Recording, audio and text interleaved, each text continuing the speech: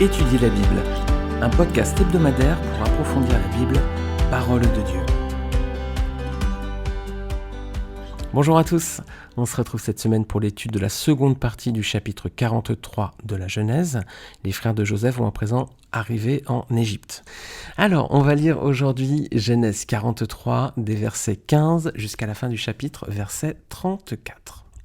Donc la semaine dernière, on avait vu que Jacob avait finalement consenti à laisser partir Benjamin avec ses autres enfants, retourner en Égypte chercher de la nourriture. À présent, on est au verset 15. Donc on lit ici qu'ils prirent le présent, ils prirent avec eux de l'argent au double, ainsi que Benjamin, ils se levèrent, descendirent en Égypte et se présentèrent devant Joseph. Dès que Joseph vit avec Benjamin, il dit à son intendant « Fais entrer ces gens dans la maison. Tu es à prêtre, car ces gens mangeront avec moi à midi. » Cet homme fit ce que Joseph avait ordonné, et il conduisit ces gens dans la maison de Joseph. Ils eurent peur lorsqu'ils furent conduits à la maison de Joseph. Et ils dirent, c'est à cause de l'argent remis l'autre fois dans nos sacs qu'on nous amène. C'est pour se jeter sur nous, se précipiter sur nous, c'est pour nous prendre comme esclaves et s'emparer de nos ânes.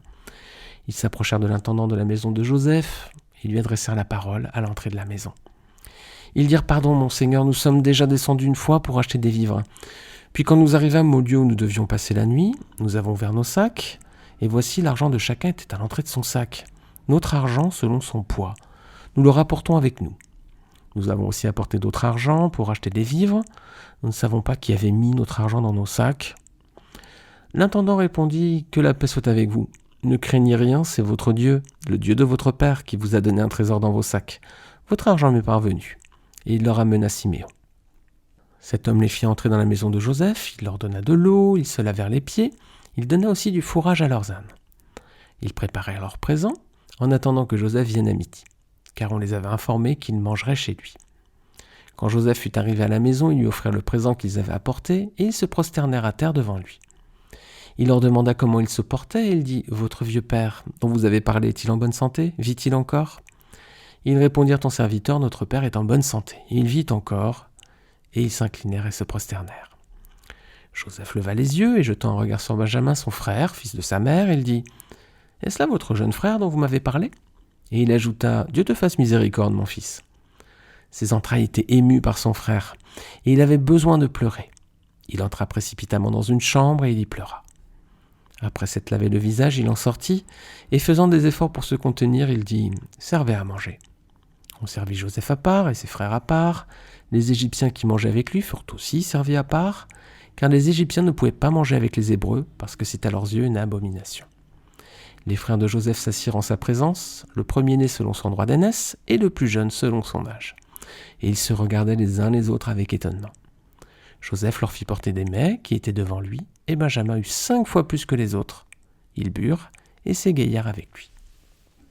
Voilà les amis, on va détailler ce chapitre, cette deuxième partie du chapitre 43, et on va voir qu'il est très riche. Alors, ils repartent tous à présent en Égypte. Qu'est-ce qui les poussait à partir? Rappelez-vous, c'était la famine. Et oui les amis, lorsque nos corps ont faim, ça nous pousse à agir et à trouver à manger. C'est logique, c'est les besoins primaires de l'homme. L'être humain est capable de très grands efforts pour trouver du pain et survivre. Alors on pourrait soulever une remarque, si seulement ça pouvait être la même chose avec le pain venu du ciel, les amis. Jésus a dit, c'est pourquoi l'homme ne vivra pas de pain seulement, mais de toute parole qui sortira de la bouche de Dieu. Alors si tous les hommes pouvaient se lever aussi pour trouver cette nourriture spirituelle avant de survivre, ce serait merveilleux. Mais on sait que souvent c'est bien compliqué. Alors versets 15 à 18, maintenant les frères la repartent, ils se retrouvent invités à présent à aller dans la maison de Joseph. Est-ce qu'ils sont tranquilles? Non, verset 18, on voit qu'ils ont peur. Pourquoi? Ils pensent que l'argent avait été remis dans leur sac pour leur tendre un piège, alors ils sont sur le qui-vive. Et justement, versets 19 à 22, quelle va être leur attitude? Ils demandent pardon et s'expliquent. Est-ce que vous les trouvez sincères? Est-ce qu'ils ont l'air rassurés? Alors moi, personnellement, sincères, oui, mais rassurés, non. On voit quand même qu'ils ne sont pas tranquilles. Pourtant, est-ce que l'intendant a de mauvaises intentions? Non. Il est plutôt gentil, bienveillant avec eux, chaleureux. Et oui les amis, lorsqu'on sait qu'on est coupable de quelque chose, notre âme n'est pas en paix, n'est pas tranquille. Ils n'ont pas la conscience tranquille visiblement. Pourtant, quelle est la réponse de l'intendant verset 23? Il leur dit que la paix soit avec vous, ne craignez rien. C'est votre Dieu, le Dieu de votre Père, qui vous a donné un trésor dans vos sacs. Votre argent m'est parvenu, et il leur amène à Siméon. Il y a un truc qui est étrange ici dans ce verset, je ne sais pas si vous l'avez vu, c'est il leur dit que la paix soit avec vous. C'est Shalom en fait, hein. C'est votre Dieu, le Dieu de votre Père qui vous a donné un trésor dans vos sacs. Un Égyptien qui dit Shalom et qui dit c'est votre Dieu, le Dieu de vos pères, les amis, la main de Dieu, ce n'est pas Maradona, hein. La main de Dieu, ici, elle est évidente. La main de Dieu, c'est pas Maradona. Alors, ce qui est surprenant ici, c'est que les Égyptiens, ils étaient polythéistes, hein, comme vous le savez, ils avaient beaucoup de dieux. Alors, pourquoi cet intendant leur dit Shalom, en quelque sorte, c'est votre Dieu, le Dieu de votre Père, qui vous a donné un trésor dans vos sacs. On peut imaginer que Joseph a dû expliquer auparavant à l'intendant qui il est, ses origines, sa foi, qu'il y a un seul vrai Dieu, parce que la réponse de cet homme témoigne en tout cas, il semble qu'il ait cru à ce que lui a dit Joseph, car il n'est pas surpris lorsqu'il lui annonce que leur argent était dans leur sac. Les amis, il est toujours bon pour les enfants de Dieu de saisir toutes les occasions pour parler du Seigneur. Est-ce que nous le faisons en toutes circonstances ? Est-ce dès qu'il y a une opportunité, on parle de notre foi, de ce qu'a fait le Seigneur pour nous, si nous sommes chrétiens bien sûr. On voit que Joseph, il n'a pas eu peur, il n'a pas eu honte et il l'a fait. Alors, peut-être qu'il y a un bon exemple, quelque chose à retenir pour nous ici aussi. En tout cas, on voit ses frères à présent, versets 24 et 25, ils sont traités à présent comme des rois, les amis. Regardez avec moi ces détails. On leur lave les pieds, on nourrit leurs bêtes, on les invite à déjeuner, etc., etc. Joseph a vraiment le sens de l'hospitalité. Rappelez-vous que Jésus lui a reproché à un juif de ne pas lui avoir offert cette même hospitalité. Je ne sais pas si vous vous rappelez de ce passage dans Luc 7, versets 44 à 46. On voit que Jésus se tourna vers la femme et dit à Simon, « Tu vois cette femme ? Je suis entré chez toi, tu ne m'as pas donné d'eau pour mes pieds. Mais elle m'a lavé les pieds de ses larmes et les a essuyés avec ses cheveux. Tu ne m'as pas reçu en m'embrassant, mais elle n'a pas cessé de m'embrasser les pieds depuis que je suis entré. Tu n'as pas répandu d'huile sur ma tête, mais elle a répandu du parfum sur mes pieds. » Voilà, on voit que certains ont oublié l'hospitalité, mais Joseph, en tout cas, lui, il avait ce sens de l'accueil. Alors il arrive à présent, Joseph, verset 26, donc ses frères se prosternent devant lui. Les rêves qu'il avait faits lorsqu'il était jeune s'accomplissent à présent, ils se prosternent devant lui. Verset suivant, 27 et 28, Joseph demande à présent comment va leur père. Vous vous rappelez, on avait vu à l'épisode précédent, c'était au début du chapitre 43, verset 7, quand Jacob leur avait dit « Pourquoi vous avez mal agi envers moi en disant que j'avais encore un fils ?» Ils avaient menti en disant que Joseph, donc, ils ne savaient pas que c'était lui, mais le seigneur du pays, avait demandé comment allait leur père, etc. Et c'était faux, c'était pas vrai. Et là, à présent, on voit que Joseph avait visiblement pas demandé des nouvelles de leur père auparavant, et c'est la première fois qu'il le fait. Du moins, c'est la première fois que la Bible le relate. Alors, quelle est la réaction de Joseph lorsqu'il voit son frère Benjamin à présent, maintenant qu'il le retrouve, versets 29 à 31 ? Il lui dit « Dieu te fasse miséricorde, mon fils ». C'est toujours aussi étonnant pour un Égyptien de parler de Dieu au singulier. Un Égyptien polythéiste par définition. Donc maintenant, il est ému et il pleure. Voilà, il a du mal à retenir ses larmes et il s'enfuit, là, il se cache pour pleurer à présent. Alors il revient, le visage lavé, voilà, ils vont faire un grand banquet, donc versets 32 à 33. Les Égyptiens et les Juifs sont servis à part, parce qu'on lit que c'était une abomination pour les Égyptiens de manger avec des Juifs.